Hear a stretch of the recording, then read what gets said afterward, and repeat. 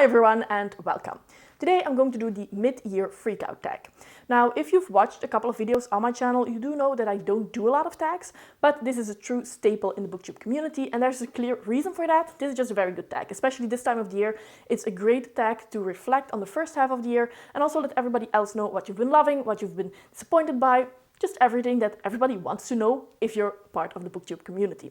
So I'm going to just dive straight into these questions, but before we do that, I want to let you know that if you want to answer these questions and let me know what your favorite book was, what your biggest disappointment was, what your favorite sequel was, definitely let me know in the comments down below. And if you are a booktuber, consider yourself tagged. I suppose that it's best just to mention that in the beginning of this video so that you can have a notepad and just answer all of the questions. Now, the first question here is really one of the most important ones, I suppose, and that is, what is your favorite book that you've picked up this year so far? Now, for me, that's definitely Cashier's Dart by Jacqueline Carey. This is the first book in the Vader trilogy. I actually have a non-spoiler review for this one, and this is probably also my biggest surprise, to be honest, because I was not really expecting a lot, and it turned out to have everything. This one just clicked for me. First of all, it's first-person POV, that's something that I love, and we have a character that is telling you her life story, which is one of my favorite tropes in fantasy. There's a lot of political intrigue, there is a little bit of romance, it just has everything, and then on top of that, I love Jacqueline Carey's writing style. I think that this is probably my favorite author at this point, just in terms of writing style, so far, and that is really something that I was not expecting. Jacqueline Carey definitely uses more words than she needs, but she has a very specific writing style. I think that if I would read anything by her, I would immediately know that it is Jacqueline Carey. She can really describe an atmosphere like no one else, and I absolutely adore this book. So very glad that I picked it up this year, finally. The next question is, what is your favorite sequel that you picked up this year? And that was a very difficult question for me to answer because I had two sequels that I really adored, but in the end I had to go with The Wall of Storms by Ken Liu. This is the second book in the Dandelion Dynasty. I read The Grace of Kings, the first book last year, and it already made my top 10 of the year. So I wasn't really thinking that anything could top that, but The Wall of Storms did. It really blew it out of the park. First of all, it opens up the world, you meet different cultures, it still has top-notch political intrigue, you have new characters who are just as good as characters that you met in the first book, and all of the characters evolve. I thought that the first book had a good idea of relationships, but what happens here, it's just so realistic. I think that all of these characters you could take out of the book, put into the real world, and nobody would realize that they are actually fictional just because they are so fleshed out. Often it's heartbreaking, it's gut-wrenching to see what they are doing and how they are really destroying themselves and everyone around them, but it's so realistic that you also can't really blame them because they are a product of their society, and that's something that I absolutely love. So definitely a series that I am going to continue and that I have extremely high hopes for to become one of my new top 10 favorite series of all time. By the way, I also want to mention that if these questions and these answers are in a very different order than everybody else's, that is because I am answering these from memory. I have a bunch of books here next to me and I know which question they relate to, so it might be a little bit all over the place. But the next book that I have here is my biggest surprise so far, and that is The Bone Shard Daughter by Andrea Stewart. Now, I did mention that Cashier's Dart is actually that, but just for the sake of mixing it up a little bit, let's go with this one. Now, The Bone Shard Daughter is a book that I have had on my physical TBR for quite a bit of time, and I actually picked it up when I was new to booktube, and I was watching people's videos, and if they recommended a book, I was picking it up. I didn't really know my own style back then, my own preferences, so I just picked this one up and I thought, well, somebody likes it, I trust that booktuber, I'm probably going to like it as well, right? But then over the years I've seen reviews, I've seen people talk about this book, and it seemed like it had a lot of things that I usually don't gravitate towards. A lot of people recommended it when you like Sanderson, and even though I agree with that, Sanderson is definitely not my favorite author, so that was something that I thought, maybe I'm not going to like it. It's very fast-paced, you have multiple POVs, you have a hard magic system, but in the end, I loved it, and I wasn't even expecting to like it, to be honest. I was not going to pick this one up, but it was part of a book club decision that everybody was going to read it together, and I'm so glad that I finally picked it up because I absolutely loved it. Now, the next question here is, well, I have a couple of questions that relate to new releases. The first one that I want to answer is, what is the favorite new release that you've picked up this year so far? And for me, that is Daughter of the Moon Goddess by Su Lin Tan. Now, I have picked up quite a bit of new releases, you could say. I think that I've read 9 at this point, but this was just perfect for what I needed at the time. A lot of people have told me that this reads a bit young. I do agree with that, but those people say that they are quite surprised that this is marketed as adult. Now, I don't really read a lot of YA, so I can't really compare, but I would say, yes, this reads young, but it reads very magical, it reads very fairy tale-esque, and then I don't really even mind that. It's just a very sweet and innocent story, and that's beautiful in itself. Now, in this one, we also follow a girl who is on a mission. She goes undercover in the Celestial Kingdom, and she meets people there. But when she makes friends, she continuously needs to think, I'm here on a mission, I have a goal, and I cannot lose sight of that goal. And that's one of the things that I also really love in fantasy books, and that's also why I love this one. Now, this one is having a new release, also by the end of the year. This is the first one in the duology. The second one in the duology is already coming out in November, I think, which is definitely a plus as well. So the new releases questions, what my favorite one is for next year. It's not going to be number 2 of this one, but it's also one that I'm very much looking forward to. Now, again, in the vein of new releases, of course, what is a new release that has come out in the first half of the year that you want to read, you have been wanting to read for a while, but you just couldn't make it work yet? Now, I do have 3 physical books on my TBR that are new releases that I haven't gotten to yet, but a couple of them are on my July TBR, others I definitely will get to soon because I already own them. However, there are 2 new releases that came out a couple of months ago that I just really want to get to, and I don't own them yet, so I need to make that work. The first one is Half a Lion. This is an African-inspired fantasy that has been compared to Joe Abercrombie's work, so of course I'm going to be intrigued. And the other one is Rod Goddess Sing. This is a Greek myth retelling of Achilles, but it has a gender-bent thing to it as well, which I find very intriguing. Now, a question that is attached to that one a little bit, you could say, is what is a new release that is coming out in the second half of the year that you really want to get to? Now, of course, I already mentioned the conclusion of the Celestial Kingdom duology, but I also got another conclusion of the duology as an arc, and I'm so excited for that. I will definitely be reading that one before the second one officially comes out, so I can have a duology review for all of you. Now, that is the conclusion of the Lost Ruins duology by Kat Rector. The first book is The Goddess of Nothing at All, and if you are not new to my channel, you do know that I read that one last year and absolutely loved it, so I cannot wait to read the conclusion of that. And I do hope that after you watch my duology review, you will be wanting to pick up The Goddess of Nothing at All as well. Now, up until this point, we have had a lot of positive questions, but now the first not so positive one, I suppose. And that is, what is your biggest disappointment?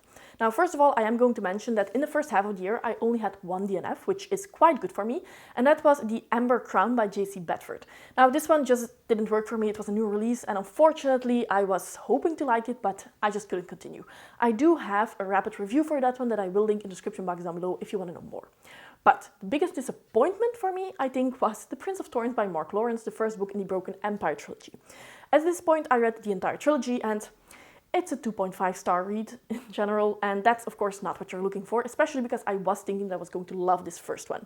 The only thing for me that worked was the writing style. I really enjoyed Mark Lawrence's writing style, so because of that, I will be trying his other works as well.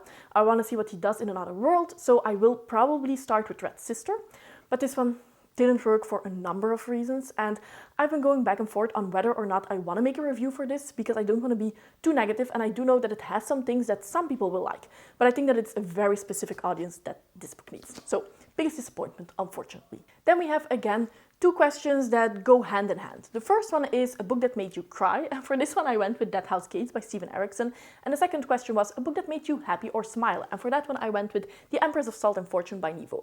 Now, these are 2 amazing books. I would highly recommend both of these, and I do think that Dead House Gates is one of the books that just make me feel bad.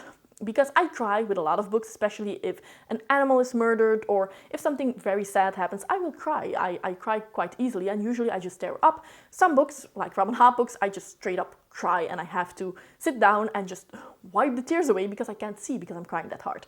Now, usually I don't do that, usually I just tear up, and with this one it was the same, but just in general I felt awful while reading this book because I really felt for the characters that I was following, especially Felicent. So, of course, this is one that I loved, but it broke my heart.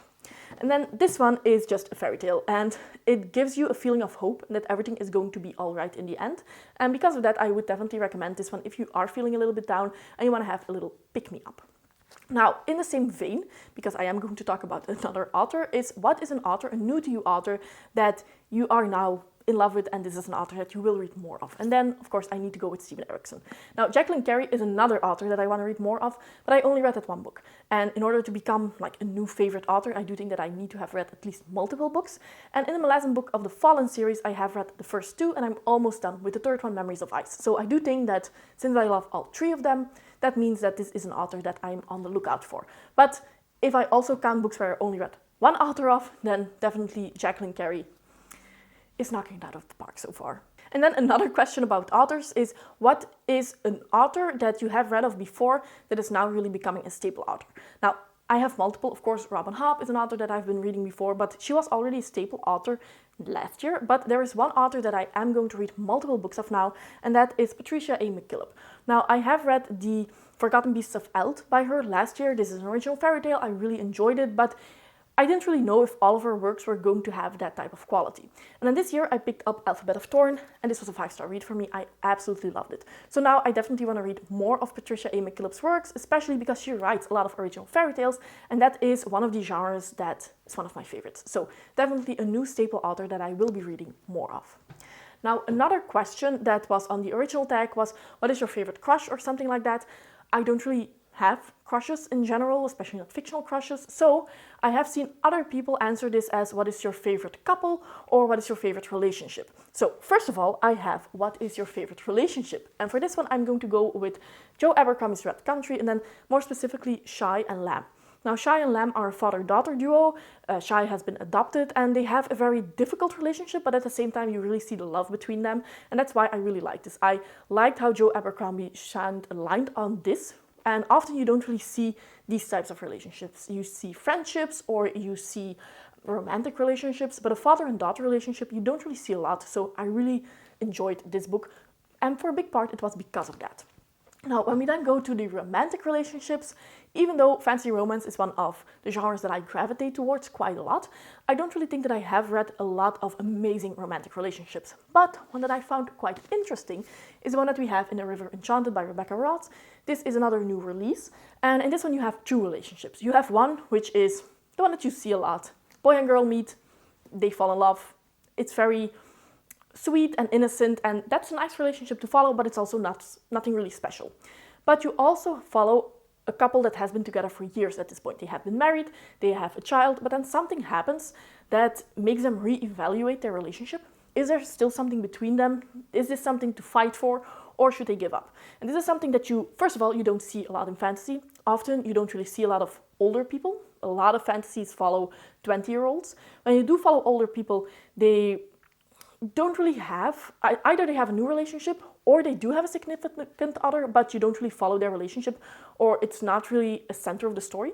But here that was the case, and I do appreciate that in this book. So I do think that that is one of the most interesting relationships in terms of romance that I have read this year. One of the questions was also what one of my new favorite characters is, a character that I have met in 2022. And for me that is Phaedra from Kashiel's Dart, written by Jacqueline Carey, my favorite book of 2022 so far. Now, I think that Phaedra in itself just reminded me of Fitz and Sorka. Sorka is from Daughter of the Forest by Juliette Marillier, which is my favorite book of all time, and then Fitz is from The Realm of the Elderlings by Robin Hobb, which is one of my favorite series of all time. Just the fact that you meet her when she's young and you see her growing up makes that you really come to care for her and feel quite protective of her. And just in general, I think that Phaedra is amazing, and I want to read more about her. She's an interesting character, but if you make me care about your characters, that's something that I just absolutely love. The next question is, what is your favorite movie adaptation that you've seen this year? So, a book that has been adapted into a movie. Now, this is a very easy question for me to answer because there's only one new movie that I've seen lately. So I have rewatched the Lord of the Rings movies. These are my favorite movies of all time, but I've never read the books, so I don't really know if the adaptation is amazing, but I really love the movies. However, recently I watched Stardust by Neil Gaiman, and I actually have a spoiler-free vlog for this where I read Stardust and I also watched the movie, and I do think that even though I really enjoyed this book, that the movie was even better. So even though it doesn't really have a lot of competition, I really did enjoy the movie Stardust. Now, for the second half of the year, this is not an official question, but I do want to mention it. I'm really looking forward to the new Game of Thrones show. I am reading Fire and Blood right now just to be ready for the show and prepare a little bit. And even though a lot of people didn't really like Game of Thrones, the TV show, especially the later seasons. I do agree that they went down in quality, but overall I still think that that's one of the best fantasy shows that we have had, and that the last seasons are not bad. So I am very much looking forward to that new TV show where we follow the Targaryens. And then a question that is very difficult for me to answer with just a couple of books, because that is, what do you want to read in the second half of the year? What are the books that you're dying to get to?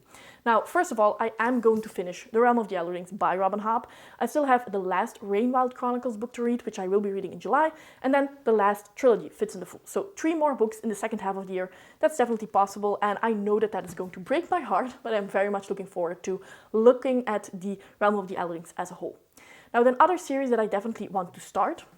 First of all, we have the Daevabad trilogy by S.A. Chakraborty, starting this one in July, hopefully reading 1 book per month. So definitely a series that I've been wanting to get to for a couple of years now, I think, at this point. I bought the first book, I think maybe 2 years ago. So I'm very much looking forward to that it's finally happening.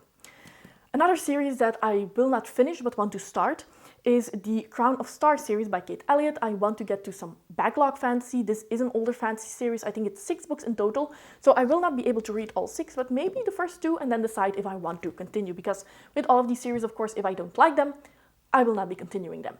And the last series that I definitely want to start is J.V. Jones' Sword of Shadows, I think, is the series called. Well, this one is not finished yet. Only 4 books are currently out. I have heard that this is the most similar to Game of Thrones or A Song of Ice and Fire that a lot of people have read. So, of course, I want to give it a try. And if these 4 books are amazing, I don't really care that we don't have the 5th one. And the last series that I want to start and finish this year is this one. So this is called The God King Chronicles. We have The Black Coast as the first book by Mike Brooks, and the entire trilogy is finished at this point. So this is also one that I hope to maybe start in September, something like that, towards the colder months, because I think that this is the perfect trilogy for that. So those are all of the questions of this tag. Like I said before, definitely let me know in the comments down below what your favorite book was, what was your biggest disappointment, just any of the questions that you want to answer, let me know. And if you are a booktuber and you've already done this tag, also let me know so I can check out your video. If you want to see that Stardust vlog, you can check that out right here. As always, I hope that you enjoyed the video and see you next time. Bye!